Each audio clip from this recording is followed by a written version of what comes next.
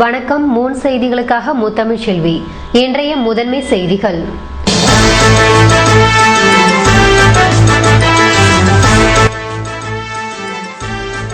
புதுவை கிழக்கு கடற்கரை சாலையோரம் நிறுத்தி வைக்கப்பட்டிருந்த கல்லூரி பஸ் தீப்பிடித்து சேதம். பட்ட பகலில் நிகழ்ந்த சம்பவத்தால் மக்கள் பதட்டம்.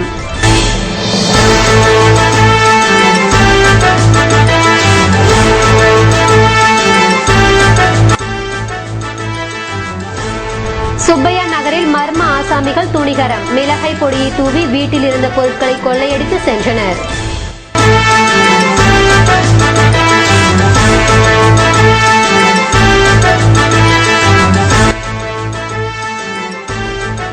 இந்திய கம்யூனிஸ்ட் கட்சியின் மூத்த தலைவர் சுப்பையா நினைவு தினம் அனுஷ்டிப்பு. முதல்வர் கட்சியினர் மாலை அணிவித்து மரியாதை. இனி விரிவான செய்திகள். புதுவை கருவடிக்குப்பம் கிழக்கு கடற்கரை சாலையில் நிறுத்தி வைக்கப்பட்டிருந்த கல்லூரி பேருந்து தீப்பிடித்ததால் அப்பகுதியில் பரபரப்பு ஏற்பட்டது. புதுவை கருவடிக்குப்பம் கிழக்கு கடற்கரை சாலையின் ஓரம் தனியார் கல்லூரி ஒப்பந்த அடிப்படையில் இயக்கப்படும் பஸ் ஒன்று நிறுத்தி வைக்கப்பட்டிருந்தது. இந்த பஸ் ஞாயிற்றுக்கிழமை பிற்பகல் திடீரென தீப்பிடித்தது. இதனை கண்ட அப்பகுதி மக்கள் உடனடியாக தீயணைப்பு துறைக்கு தகவல் தெரிவித்தனர். இதனைத் தொடர்ந்து சம்பவ இடத்திற்கு வந்த தீயணைப்பு படையினர் தீயை கட்டுப்படுத்தினர். இருப்பினும் தீயில் பஸ் முழுவதுமாக உருக்குலைந்தது. பஸ் எரிந்து கொண்டிருந்த சம்பவத்தினால் அப்பகுதியில் போக்குவரத்து முற்றிலுமாக நிறுத்தப்பட்டதுடன் அங்கிருந்தவர்கள் பாதுகாப்பாக அப்புறப்படுத்த கல்லூரி விடுமுறை என்பதால் சாலையின் ஓரம் நிறுத்தி வைக்கப்பட்டிருந்த பஸ்ஸுக்கு விஷமிகள் தீ வைத்திருக்கலாம் என போலீசார் சந்தேகிக்கின்றனர்.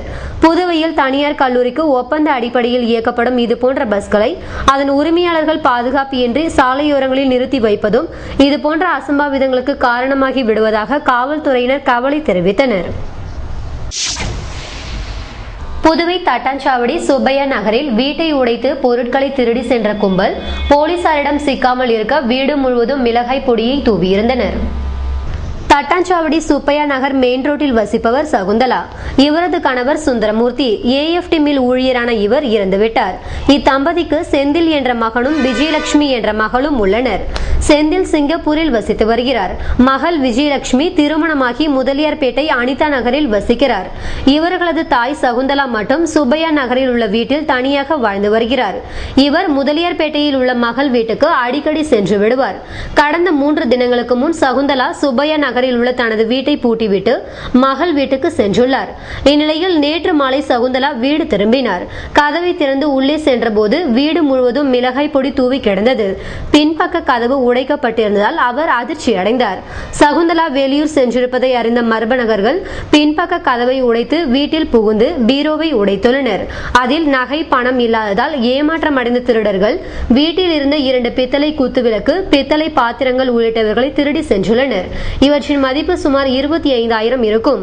திருடர்கள் தங்கள் கைரேகைகளை போலீசார் கண்டுபிடித்து விடக்கூடாது என்பதற்காக வீட்டில் இருந்து குழம்பு மிளகாய் தூளை எடுத்து வீடு முழுவதும் தூவி இருந்தனர். இதனால் கட்டில் மெத்தை என எங்கு பார்த்தாலும் மிளகாய் பொடியாக சிதறி கிடந்தது. இந்த துணிகர திருட்டு குறித்து கோரிமேடு போலீசார் விசாரணை நடத்தி வருகின்றனர். மக்கள் நடமாட்டம் உள்ள அதுவும் குடியிருப்புகள் மிகுந்த பகுதியில் நடந்த இத்திருட்டு சம்பவம் அப்பகுதி மக்களிடையே அச்சத்தை ஏற்படுத்தியுள்ளது.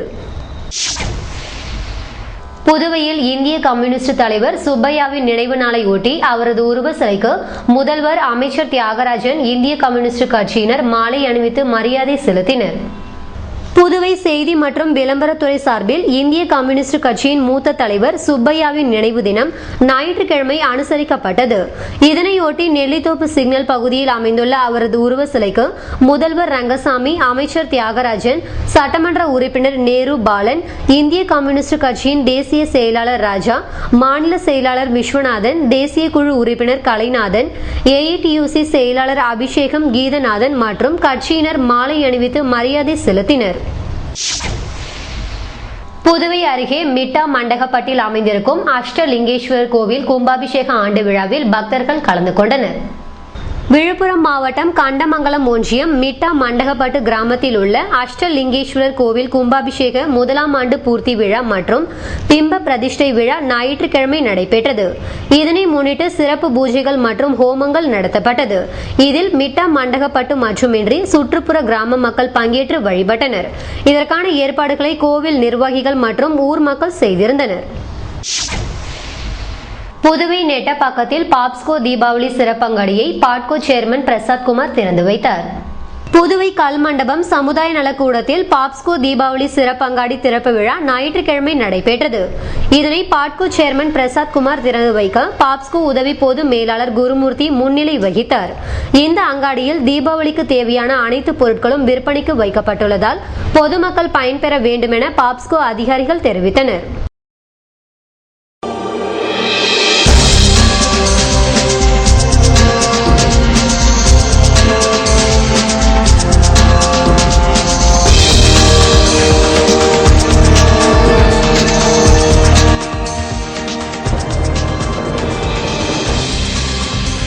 புதுவை கடற்பகுதியில் புயல் அபாய எச்சரிக்கை. மீன்பிடி உபகரணங்களை பாதுகாத்த மீனவர்கள் 2 தினங்களாக வீட்டில் முடங்கினர்.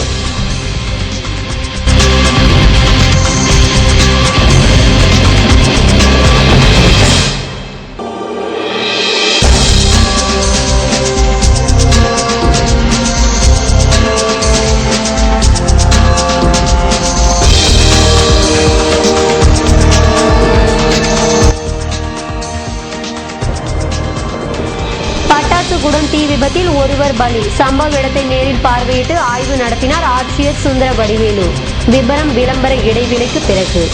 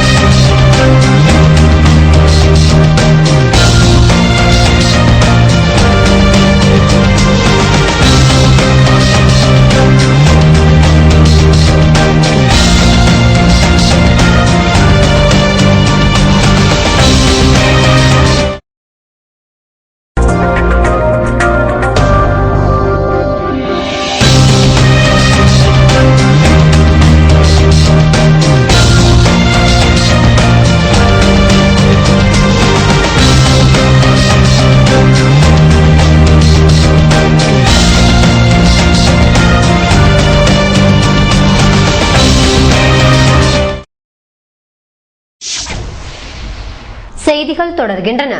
புதுவை பல்கலைக்கழகத்தில் காது கேளாதோர் தினத்தை முன்னிட்டு நடைபெற்ற போட்டிகளில் மாற்றுத்திறனாளிகள் கலந்து கொண்டு தங்கள் திறமைகளை வெளிப்படுத்தினர். புதுவை பல்கலைக்கழகம் மற்றும் காது கேளாதோர் மையம் சார்பில் உலக காது கேளாதோர் தினம் சனிக்கிழமை கடைபிடிக்கப்பட்டது. இதனையொட்டி காலையில் காது கேளாதோருக்கான ஓவிய போட்டி மற்றும் வினாடி வினா போட்டிகள் நடத்தப்பட்டன. இதில் புதுவை மட்டுமின்றி பல்வேறு மாநிலங்களில் இருந்து பங்கேற்ற காது கேளாதோர் தங்கள் திறமையை வெளிப்படுத்தி பார்வையாளர்களை அசர வைத்தனர். இதன் தொடர்ச்சியாக மாலையில் நடத்தப்பட்ட விழாவில் அதிகாரிகள் மற்றும் முக்கிய விருந்தினர்கள் பங்கேற்றனர். புதுவை முத்தியால்பேட்டையில் நடைபெற்ற இலவச மருத்துவ பரிசோதனை முகாமில் அப்பகுதியை சேர்ந்த மக்கள் பங்கேற்று பயன்பெற்றனர். அரவிந்தர் இளைஞர் நற்பணி மன்றம், அரவிந்தர் கண் மருத்துவமனை மற்றும் முத்து சில்க் ஹவுஸ் இணைந்து இலவச சர்க்கரை நோய் கண்டறிதல் மற்றும் கண் விழித்திரை பரிசோதனை முகாமை ஞாயிற்றுக்கிழமையன்று நியூ மாடர்ன் வித்யா மந்திர் மேல்நிலைப் பள்ளியில் நடைபெற்றது. இதனை சட்டமன்ற உறுப்பினர் லட்சுமி நாராயணன் துவக்கி வைக்க நமச்சிவாயம் தலைமை தாங்கினார். இதில் அப்பகுதியை சேர்ந்த மக்கள் பங்கேற்று பயன்பெற்றனர். புயல் சின்னம் எதிரொலியாக புதுவை காலாப்பட்டு பகுதி மீனவர்கள் 2 தினங்களாக கடலுக்கு செல்லவில்லை. அந்தமான் அருகே மத்திய மேற்கு வங்க கடலில் உருவான குறைந்த காற்றழுத்த தாழ்வு மண்டலம் மேலும் வலுப்பெற்று புயல் சின்னமாக மாறியது. ஹூட் ஹூட் என பெயரிடப்பட்டு இந்த புயல் இன்று ஆந்திர மாநிலம் விசாகப்பட்டினம் அருகே கரையை கடக்கும் என எதிர்பார்க்கப்படுகிறது. கடலோர பகுதிகளில் கனமழை பெய்யும் என்றும் கடல் சீற்றத்துடன் காணப்படும் என வானிலை ஆய்வு மையம் அறிவித்துள்ளது. மீனவர்கள் மீன்பிடிக்க கடலுக்கு செல்ல வேண்டாம் என்றும் எச்சரிக்கை விடுக்கப்பட்டு உள்ளது. இதையடுத்து புதுவை மாநிலம் காலாப்பட்டு, கனகசெட்டிக்குளம், சின்ன காலாப்பட்டு, பிள்ளைச்சாவடி மற்றும் தமிழக பகுதியான சோதனைக்குப்பம், நடுக்குப்பம், தந்திராயன் குப்பம், சின்ன முதலியார் சாவடி குப்பம், பொம்மையார்பாளையம் ஆகிய பகுதிகளை சேர்ந்த மீனவர்கள் நேற்று மீன்பிடிக்க கடலுக்கு செல்லவில்லை. படகுகள் பாதுகாப்பாக நிறுத்தி வைக்கப்பட்டு உள்ளன. வலைகள், மோட்டார் உள்ளிட்டவற்றை பாதுகாப்பான இடங்களுக்கு கொண்டு சென்றனர். புதுவை வீராம்பட்டினத்திலும் மீனவர்கள் கடலுக்கு செல்லாததால் படகுகள் கரையில் ஓய்வெடுத்தன. மணவெளி பட்டாசு குடோன் வெடி விபத்து தொடர்பாக கலெக்டர் சுந்தர வடிவேலு நேரில் விசாரணை நடத்தினார். புதுவை அரியங்குப்பம் மாஞ்சாலை காளியம்மன் கோவில் அருகில் வசிப்பவர் சேகர் மணவெளி சுடலை வீதி சுடுகாட்டு சாலையில் பட்டாசு குடோன் வைத்துள்ளார். நேற்று முன்தினம் மணவெளி சுடலை வீதியை சேர்ந்த பிளம்பர் அமீர் பாட்ஷா, அதே பகுதியை சேர்ந்த ரஜினி உட்பட 3 பேர் அப்பகுதிக்கு சென்றனர். அப்போது பயங்கர சத்தத்துடன் வெடிமருந்து குடோன் வெடித்து சிதறியது. படுகாயமடைந்த அமீர் பாட்ஷா பரிதாபமாக இறந்தார். இதில் கொட்டகை கருகியதோடு சுற்றுச்சுவர்கள் இடிந்து சிதறியது. சுமார் 5 கிலோமீட்டர் தூரத்திற்கு பயங்கர அதிர்வு ஏற்பட்டது. தகவல் அறிந்த தாசில்தார் Ramesh, senior SP Omeer Singh, SP Deivasigamani ஆகியோர் விசாரணை நடத்தினர். வெடிமருந்து மூட்டைகளை ஒன்றன் மேல் ஒன்றாக அளவுக்கு அதிகமாக அடுக்கி வைத்ததால் அழுத்தம் ஏற்பட்டு வெடி விபத்து நடந்திருப்பது தெரிய வந்தது. அரியங்குப்பம் போலீசார் வழக்கு பதிவு செய்து குடோன் உரிமையாளர் சேகரை தேடி வருகின்றனர். இந்நிலையில் கலெக்டர் சுந்தர வடிவேலு வெடி விபத்து நடந்த குடோனை பார்வையிட்டார். அங்கு நடைபெற்ற சம்பவம் குறித்து அதிகாரிகளிடம் கேட்டறிந்த கலெக்டர், பட்டாசு குடோன் உரிமத்தில் விதிமுறைகள் ஒழுங்காக கடைபிடிக்கப்படுகிறதா என்பதை அவ்வப்போது ஆய்வு செய்ய போலீசாருக்கு உத்தரவிட்டார். மீண்டும் இதேபோல் அசம்பாவிதம் நடைபெறாமல் முன்னெச்சரிக்கை நடவடிக்கை மேற்கொள்ள வலியுறுத்தினார். புதுவையில் இருந்து வில்லியனூர் மாதா கோவிலுக்கு சனிக்கிழமை நடைபெற்ற பரிகார பாத யாத்திரையில் ஆயிரக்கணக்கான பக்தர்கள் பங்கேற்றனர். புதுவையை கடந்த 1977ஆம் ஆண்டு அக்டோபர் மாதம் மாபெரும் புயல் தாக்கவிருப்பதாக வானிலை ஆராய்ச்சியாளர்கள் தெரிவித்தமையால் மக்கள் என்ன நடக்கப் போகிறதோ என பயத்தில் அஞ்சி நடுங்கினர். இதுபோன்ற சூழ்நிலையில் அப்போதைய புதுவை கடலூர் மறைமாவட்ட பேராயரான வெண்மணி செல்வநாதர் புயலின் கோரப்பிடியில் இருந்து புதுவை மக்களை காப்பாற்ற வில்லியனூர் மாதாவிடம் ஜெபிக்கும்படி அழைப்பு விடுத்தார். இதன் பயனாக புதுவையில் புயல் கரையை கடக்காமல் வேறு இடத்திற்கு சென்றது. இதனால் பேராயர் வெண்மணி செல்வநாதர் ஆண்டகை தலைமையில் கடந்த 1977ஆம் ஆண்டு அக்டோபர் 10ஆம் தேதி நன்றி பாத யாத்திரை நடத்தப்பட்டது. இதற்கு அடுத்த ஆண்டிலிருந்து நன்றி பாத யாத்திரை பரிகார பாத யாத்திரையாக ஒவ்வொரு ஆண்டும் மழையிலும் வெயிலிலும் தொடர்ந்து நடத்தப்பட்டு வருகிறது. இந்த ஆண்டிற்கான பரிகார பாத யாத்திரை சனிக்கிழமை பிற்பகல் 2 மணிக்கு புதுவை மிஷன் வீதியில் உள்ள புனித ஜென்மராக்கினி மாதா பேராலயத்தில் இருந்து துவங்கியது. இதனை மறைமாவட்ட முதன்மை கூறு அருளானந்தம் துவக்கி வைக்க திண்டிவனம் அண்ணாள் கலைக்கல்லூரி முதல்வர் பால்ராஜ்குமார் வழிநடத்தினார். இதில் புதுவையின் அனைத்து பகுதிகளில் இருந்தும் ஆயிரக்கணக்கான பக்தர்கள் தங்கள் குடும்பத்தினருடன் கலந்து கொண்டனர். இதன் தொடர்ச்சியாக மாலை 5:30 மணிக்கு வில்லியனூர் லூர்தனை திருத்தல ஜெப மண்டபத்தில் சென்னை மயிலை முன்னாள் ஆயர் சின்னப்பா தலைமையில் பரிகார கூட்டு திருப்பலி நடைபெற்றது. இதிலும் ஆயிரக்கணக்கான கிறிஸ்தவர்கள் பங்கேற்றனர். இதற்கான ஏற்பாடுகளை வில்லியனூர் லூர்தனை திருத்தல பங்கு தந்தை ரிச்சர்ட் தலைமையில் பங்கு மக்கள் செய்திருந்தனர்.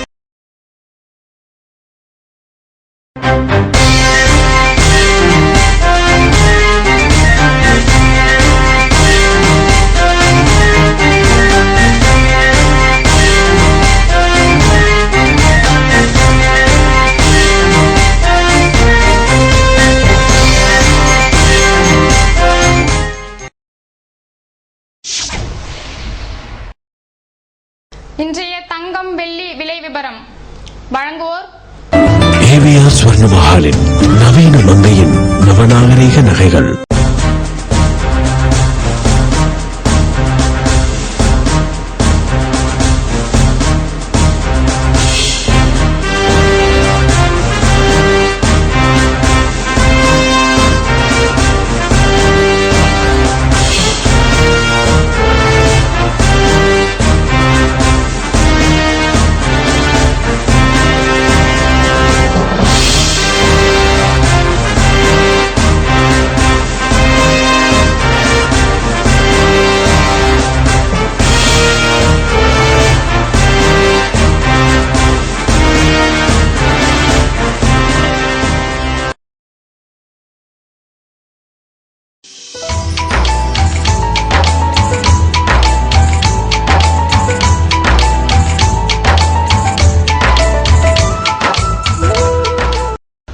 புதுவையில் இன்றைய வெப்பநிலை அதிகபட்சமாக 30 டிகிரி செல்சியஸாக பதிவானது. நாளைய வானிலை 31 டிகிரி செல்சியஸாக காணப்படுவதுடன் வானம் மேகமூட்டத்துடன் தென்படும் என வானிலை மையம் தெரிவித்துள்ளது. புதுவை கடற்கரையில் இருந்து சுமார் 50 கிலோமீட்டர் தூரம் வரை இன்று 3 அடியாக காணப்பட்ட கடல் அலை உயரம் நாளை 2 அடியாக காணப்படும் என்றும் தென்மேற்கு திசையில் இருந்து 21 கிலோமீட்டர் வேகத்தில் காற்று வீசும் என்று சென்னை வானிலை மையம் தெரிவித்துள்ளது.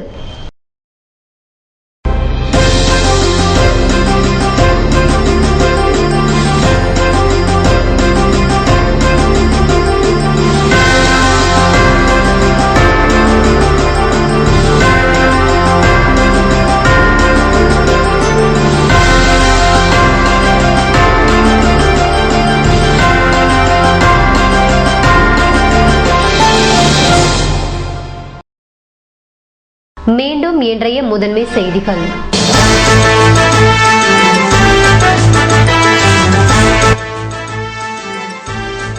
புதுவை கிழக்கு கடற்கரை சாலையோரம் நிறுத்தி வைக்கப்பட்டிருந்த கல்லூரி பஸ் தீப்பிடித்து சேதம். பட்ட பகலில் நிகழ்ந்த சம்பவத்தால் மக்கள் பதட்டம்.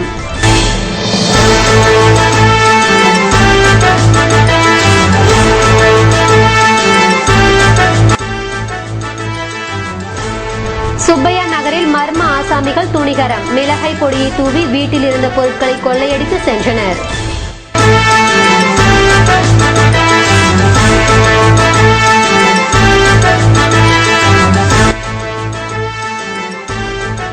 இந்திய கம்யூனிஸ்ட் கட்சியின் மூத்த தலைவர் சுப்பையா நினைவு தினம் அனுஷ்டிப்பு. முதல்வர் கட்சியினர் மாலை அணிவித்து மரியாதை.